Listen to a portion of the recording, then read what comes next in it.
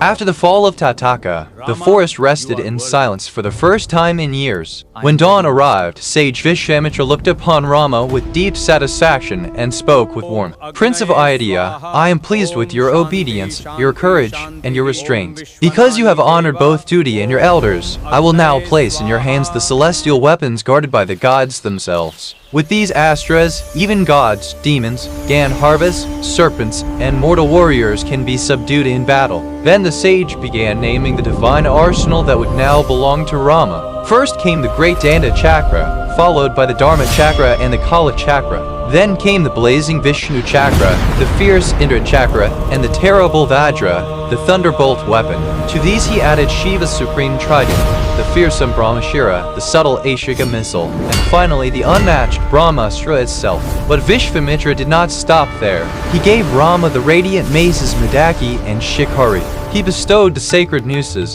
Dharma Pasha, Kala Pasha, and Varuna Pasha, along with the mighty Varuna Astra.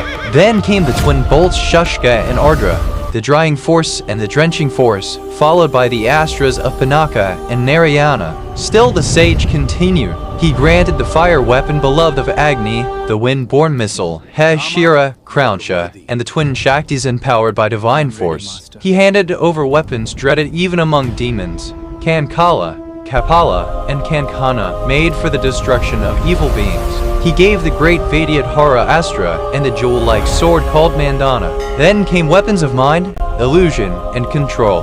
Vishvamitra granted Mohana the power to bewilder, Prasopana the force of sleep, and Prashamana the weapon that calms and pacifies. He added Varshana, Shashana, Santapana, and Vilpana, weapons that could rain, dry, torment, or break the enemy's spirit. He gave the irresistible Madana, the noble Manava, and the dreadful Peshacha. And still the celestial gifts continued. Rama received Tamasa and Salmana, the unconquerable Samvarta, Mausala, Satya, and the mysterious Mayamaya. He was given the solar weapon Tejaprapa, which could strip away the brilliance of another, the cooling lunar Astra Shishira, the terrible weapon of Tivashta, and the deadly shaft of Bhaga, along with the Manava Astra of ancient Manu.